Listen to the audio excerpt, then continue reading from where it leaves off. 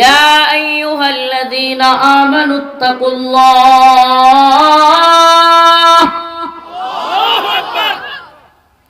হে ঈমানদাররা তোমরা আল্লাহকে ভয় করো। কাকে? সুবহানাল্লাহ। কেউ যদি আপনাকে বলে যে ভাই আমার একটু নসিহত করেন বা উপদেশ দেন, এতটুকু নসিহত দিবেন, এর চাইতে উত্তম নসিহা হইতে পারে না। ইত্তাকুল্লাহ, আল্লাহকে ভয় করো। কি নসিহা? ইত্তাকুল্লাহ, আল্লাহকে ভয় করো। যে ব্যক্তি আল্লাহকে ভয় করবে, পৃথিবীর কোন প্রশাসন, এই দুনিয়ার Nizam, police, army, RAB, BDR কোনো কিছু যদি না থাকে, সরকার প্রশাসন কোন সিস্টেম যদি না থাকে, কিন্তু কোন ব্যক্তি যদি রবকে ভয় করে, মালিককে ভয় করে, সে ব্যক্তি সুদ খাবে না, ঘুষ খাবে না, দুর্নীতি করবে না, মদ খাবে না, জিনা করবে না, পাপাচারে লিপ্ত হবে না। কোনো প্রশাসনের দরকার নেই, এই সিস্টেম কোনোটার দরকার নেই যদি ব্যক্তির অন্তরে কার ভয় থাকে। কারণ সে জানে আমার মালিক বলেছেন ওয়া কুল্লুহুম আতিহি ইয়াউমাল কিয়ামাতি ফারদা, তোমাকে এক এক করে আমার কাছে আসতে হবে, তোমাদেরকে এক একজন করে আমার সামনে দাঁড়াতে হবে। অতএব যে ব্যক্তি চিন্তা করবে আমাকে মালিকের সামনে দাঁড়াতে হবে, সে ব্যক্তি কখনোই মদ খাবে না। কারণ সে জানবে আমি যদি মদ খাই আমার মালিকের সামনে আমাকে জবাব দেয়া লাগবে। আমি যদি সুদ খাই, হারাম উপার্জন করি, দুর্নীতি করি, ঘুষ খাই, এলাকার মানুষের জমি সম্পদগুলো মেরে দেই, জোর জবরদস্তি করে জমি দখল করি, অন্যকে গালি দেই, কাউকে হত্যা করি, পৃথিবীর কোন ব্যক্তির কাছে আমার জবাবদিহি করা লাগুক আর না লাগুক, একজন আছেন যার সামনে গিয়ে জবাব দেয়া লাগবে। তিনি কে? আর জোরে আওয়াজ করে বলেন কে? ও মুসলমান ইমানদার প্রিয় ভাই, পৃথিবীর কোন শক্তি, পৃথিবীর কোন ব্যক্তি, পৃথিবীর কোন গোষ্ঠী, পৃথিবীর কোন পরাশক্তি, আপনি যদি তাকে ভয় করেন, তাকে মেনে চলেন, আপনি টয়লেটে চলে গেলেন কিংবা একা নির্জুম একটা ঘরে চলে গেলেন, সেখানে গিয়ে কোনো পাপ কাজ করলেন, খারাপ কাজ করলেন, আপনি পৃথিবীর কোনো গায়রুল্লাহকে ভয় করলে, কোনো ব্যক্তিকে ভয় করলে কিংবা কোনো দলকে ভয় করলে, একা একটা ঘরের মধ্যে পাপ করলে সেটা পৃথিবীর কেউ দেখবে? যেহেতু দেখবে না, সেহেতু আর জবাবদিহিতারও ভয়, তার মানে পাপ করার একটা, অন্যায় করার, পাপাচারে লিপ্ত হওয়ার একটা জায়গা থেকে যায়। কিন্তু আপনি যদি জানেন আল্লাহ, আমার আল্লাহ হলেন সব কিছু জানতা, সব ব্যাপারে তিনি আল্লাহু আলিমুন হাকিম, তিনি সব কিছুর ইলম রাখেন। আপনি যদি জানেন আল্লাহু আলিমুম বিযাতিস সুদূর, আপনি যদি জানেন আল্লাহু লা ইলাহা ইল্লা হুয়াল হাইয়ুল কাইয়্যুম, আপনি যদি আল্লাহর পরিচয় জানেন, আল্লাহ কি করতে পারেন, কত ক্ষমতা রাখেন, এই অন্তরে বিশ্বাস যদি আপনি লালন করেন, আপনি দেখবেন গায়রুল্লাহর ভয়, পৃথিবীর কোনো শক্তির ভয় আপনার কমে যাবে। কি হবে? কমে যাবে। গায়রুল্লাহর ভয় আপসে আপ উড়ে যাবে। আপনি জানবেন গায়রুল্লাহর সর্বশক্তিওয়ালা, গায়রুল্লাহর অর্থাৎ আল্লাহ ছাড়া অন্যান্য যারাই যত বেশি শক্তিশালী হোক, বিনিয়ামিন নেতানিয়াহু হোক ইসরায়েলের প্রধানমন্ত্রী, ভারতের প্রধানমন্ত্রী নরেন্দ্র মোদী হোক, রাশিয়ার প্রেসিডেন্ট পুতিন হোক, চীনের প্রেসিডেন্ট শি জিনপিং হোক, ফ্রান্সের প্রেসিডেন্ট বদমাশ এমানুয়েল ম্যাক্রো হোক, আমেরিকার প্রেসিডেন্ট জো বাইডেন হোক, এরা তো ডায়রিয়া হলে বিছানা থেকে উঠতে পারবে না। কথা কয় না? ডায়রিয়া হইলে বিছানা থেকে উঠতে পারবো? করোনা হইলে ঘর থেকে বাইর হইতে পারবো? এদের পাওয়ার কোন পর্যন্ত? করোনা হইলে একজন জানলা খোলাও করে না। এরা যা অবস্থা কিছুদিন আগে করছে করোনা হওয়ার পরে, হাইরে দেখেন না এসি রুমে বৈশা ঘর থেকে বাইর হয় নাই, কিন্তু দিন শেষে দেখা গেছে ওগুলোই মরছে আগে। ঠিক কি ঠিক না? তাইলে এইসব সুপার পাওয়ারের ভয় করবো নাকি আল্লাহর ভয় করবো? ইয়া আইয়ুহাল্লাযীনা আমানু ইত্তাকুল্লাহ। আমার তো মন চাই শুধু বলি ইত্তাকুল্লাহ, আল্লাহকে ভয় করো, আল্লাহকে ভয় করো, আল্লাহকে ভয় করো। একমাত্র কাকে ভয় করো? আল্লাহকে যে ব্যক্তি ভয় করবে, শয়তান তাকে ধোঁকা দিয়া ফজরের নামাজ থেকে বাধা দিতে পারবে না। কারণ সে জানে এক ওয়াক্ত ফজরের নামাজ ইচ্ছাকৃত ছেড়ে দিলে আমার রবের কাছে জবাব দেয়া লাগবে। ফজরের নামাজ ছাড়বে সে? ছাড়বে? অনেকে তো আমাদের এলাকাগুলোতে মসজিদ থেকে দাওয়াত নিয়ে বাইর হয় যে ভাই চলেন নামাজটা পড়ি, নামাজের সময় এসে বাজারে চায়ের স্টলে অনেকে বলে না, নামাজের দাওয়াত দিলে তো কিছু ঘাওড়া টাইপের লোক আছে, ঘাওড়া বুঝেন তো, গাড়তেরা আর কি, আর পেড়া তুই নামাজ পড়লে কি হয়েছে, তোর চেয়ে ইমান আমার বেশি, কয় কি কয় না?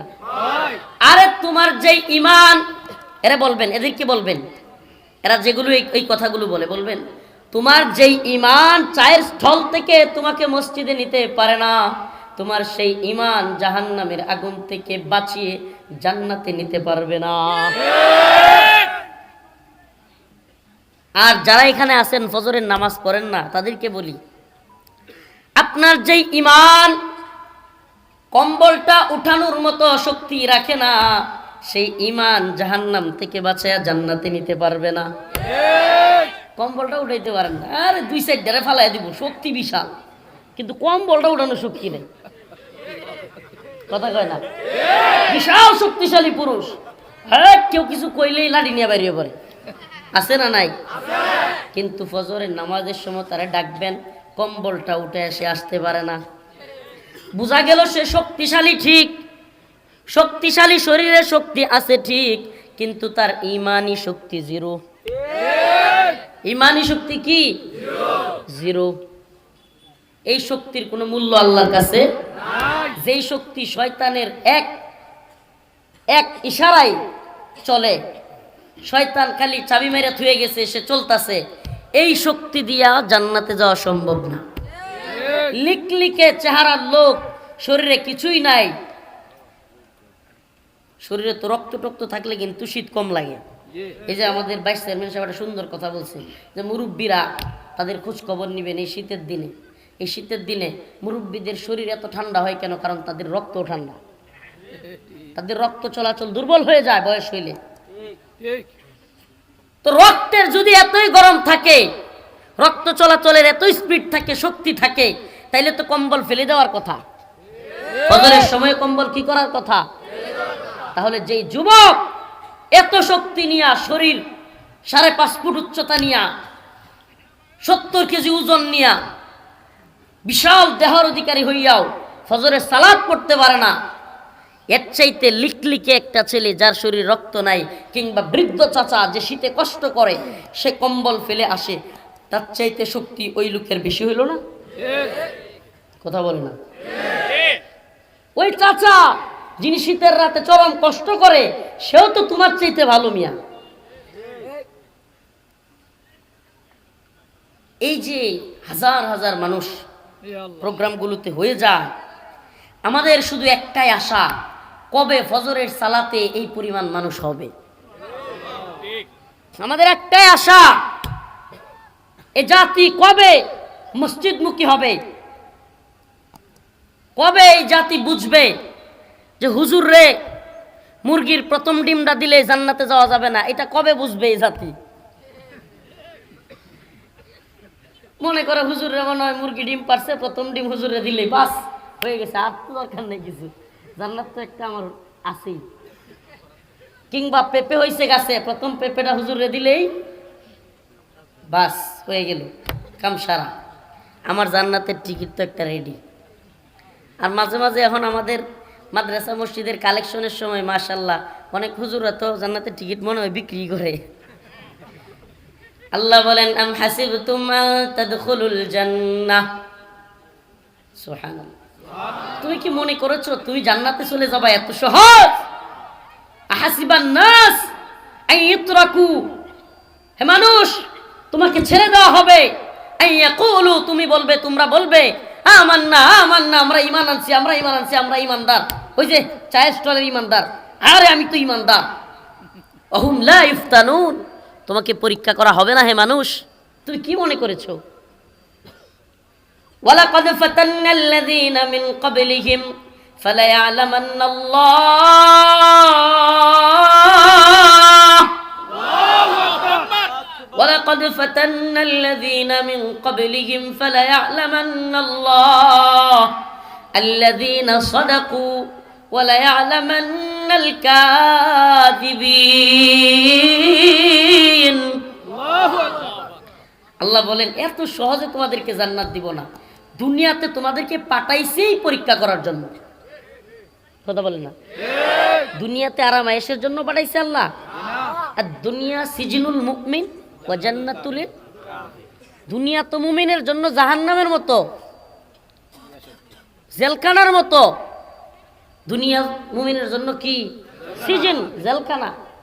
এখানে যা ইচ্ছা তা করতে পারবেন না। আচ্ছা, যুবক বয়সে যৌবনের তাড়নায় মেয়েদের সাথে মিশতে কিংবা সম্পর্ক তৈরি করতে কার না ভালো লাগবে? বাস্তবতা কি ভালো লাগবে না? তখন নিজেকে ফিরাইতে হবে, তার মানে আপনি জেলে না। মন চাচ্ছে এটা করতে পারবেন না। এই জেল মানে এটা না। অনেকে অর্থ করে হাদিসের ব্যাখ্যা করতে গিয়ে মনে করে যে দুনিয়াটা মনে হয় মুমিনের জেলখানা, মানে সব জেলখানায় যদি থাকবো এটি মুমিন। বিষয়টা এমন না। এই হাদিসের ব্যাখ্যাটা হলো এই দুনিয়া জেলখানা মানে কি? দুনিয়াতে আপনি চাইলেও মন চায় না। কার মন চায় না বলেন? পিসা হুজুরেরও মন চায় যুবতী মেয়েকে সময় দিই, তার সাথে সময় কাটায়, ভালো লাগবে, এটা স্বাভাবিক যৌবনের তাড়না। কিন্তু তখন আপনাকে ফিরাইতে হবে। এটাই হলো আপনার নফসের সাথে মুজাহাদা, আপনার নফসকে বিরত রাখা। আর এটা করতে পারলেন মানে আপনি জেলখানায় আছেন, ইচ্ছা করেও করলেন না।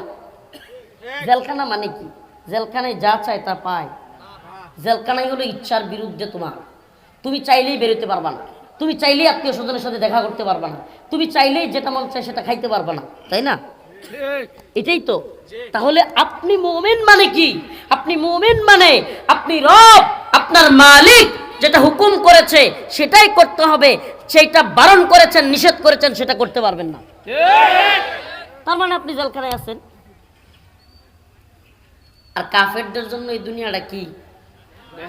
তবে হাদিসের মধ্যে আসছে আমার রবের কাছে যদি এই দুনিয়ার মশা আছে না, মাছির পাকনা পরিমাণ মূল্য যদি আমার রবের কাছে এই দুনিয়ার থাকতো, তাহলে একটা কাফেরকে আমার রব খাবার খাওয়াইতেন না। এই মৃণাল কান্তিদের মতো বদমাশরা নামাজ নিয়ে দম্ভুক্তি করবে তো দূরের কথা, নামাজকে নিয়ে কটূক্তি করবে তো দূরের কথা।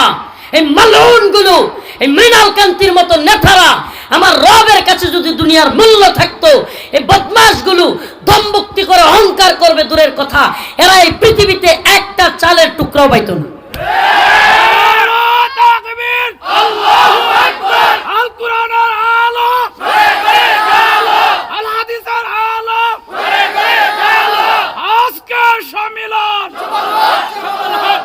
যারা আজ নামাজ নিয়ে দম্ভুক্তি করে, যারা আজ মুসলিমদের নেতৃত্ব দেয়, আমি ওকে ধিক্কার জানানোর আগে আমি ধিক্কার জানাই সেই সমস্ত নামদারি মুসলমানদের যারা এদের পিছনে চামচামি করে ঘুরে।